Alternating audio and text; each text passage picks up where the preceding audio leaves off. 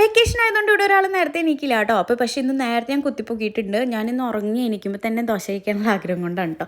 അപ്പോൾ എൻ്റെ ക്രാവിങ്സിന് കൂട്ടി നിൽക്കുന്ന എൻ്റെ ഹസ്ബൻഡ് എന്നെ നേരെ കൊണ്ടത് അടുത്തുള്ള സ്ഥലത്താണ് കേട്ടോ. നല്ല ദോശയാണ് കേട്ടോ ഇവിടുത്തെ.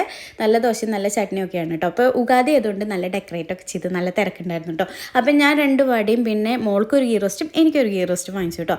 അപ്പോൾ ഇതിലെ ചട്നികളൊക്കെ നല്ല ടേസ്റ്റാണ്. പക്ഷേ എനിക്ക് ഇപ്പോൾ നമുക്ക് ഓരോ ടേസ്റ്റ് വ്യത്യാസങ്ങളുണ്ടല്ലോ. അപ്പോൾ അതുകൊണ്ട് എനിക്ക് പീനട്ട് ചട്നി അത്രയും കൂടി ഇഷ്ടമല്ല.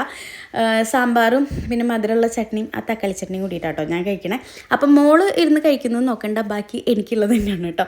അപ്പോൾ എനിക്ക് രാവിലെ ആയാൽ നല്ല വിശപ്പ് തുടങ്ങുമ്പോൾ ഇങ്ങനെ നല്ല ഗീ റോസ്റ്റും ഒക്കെ ഇട്ടി അടിപൊളിയാണ്. എല്ലാവർക്കും മസാല ദോശയോടാണ് താല്പര്യം. എനിക്കങ്ങനെ മസാല ദോശയോട് താല്പര്യമില്ല കേട്ടോ.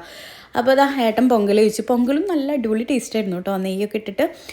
അപ്പോൾ ക്രാവിങ്സ് ഇങ്ങനെയുള്ളവരൊക്കെ ഉണ്ടെങ്കിൽ ഒന്ന് കമൻറ്റ് ചെയ്യാം കേട്ടോ. ഇപ്പോൾ പ്രഗ്നൻ്റ് അല്ലെങ്കിലും ക്രാവിങ്സ് എല്ലാവർക്കും ഉണ്ടാവുമല്ലോ. അപ്പോൾ വീഡിയോ ഇഷ്ടപ്പെട്ടാൽ ലൈക്ക് ചെയ്യുക, ഷെയർ ചെയ്യുക, സബ്സ്ക്രൈബ് ചെയ്യുക.